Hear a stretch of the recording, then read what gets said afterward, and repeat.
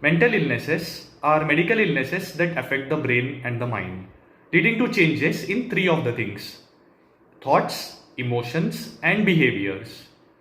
Bear in mind that this also includes addiction to drugs and psychoactive substances.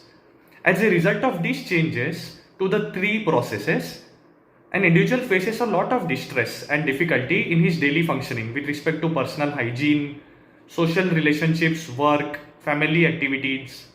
For example, somebody in the throes of depression will experience negative thoughts about themselves, the world around them, and their future. They will experience negative emotions such as sadness and feeling of emptiness, feeling like crying, or even become irritable and angry at times without any reason. This can reflect in their behaviors in the form of avoiding social interactions, not picking up phone calls, not being able to perform well at work, etc. Similarly, when it comes to addiction, somebody addicted to alcohol might spend a lot of hours each day getting intoxicated or managing its withdrawal and hangover. He might not be able to step out of the house and work properly unless he has taken a drink or two early in the morning.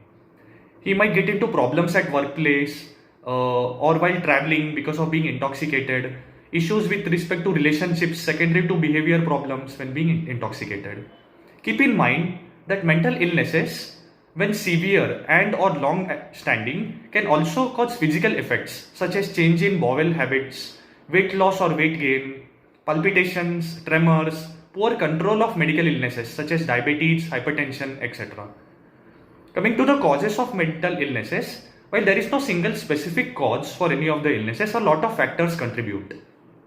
Changes in neurotransmitters and neuronal connections between different brain areas. Apart from that, there is frequently an aspect of hereditary risk due to the genes that are passed on from our parents to us, just like with diabetes or hypertension. Hence, you will frequently see that there is a family member who has experienced similar, if not a different kind of mental illness in the same family.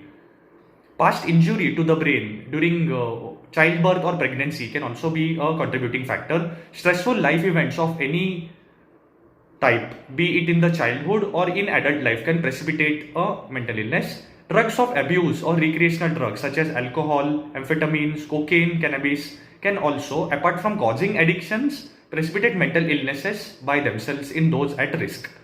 Another important thing is that mental illnesses can also happen secondary to primary medical conditions. Example in stroke patients, or secondary to brain tumors, infections, thyroid problems, diabetes, liver or kidney problems, or secondary to certain medications. Hence, in this case, it is not just important to treat the illness but the underlying medical condition as well. It also goes on to show why the doctor might recommend you to undergo certain blood tests or scans during your visit to the psychiatrist.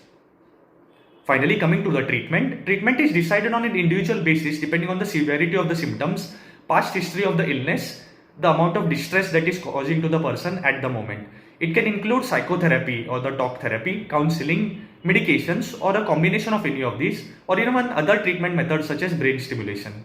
In most cases, a combination of these along with lifestyle changes, exercise, good sleep and dietary habits give the best results. Most importantly, self-help along with care and support from the family members and friends go a long way towards developing an individual's coping, recovery and well-being. Thank you.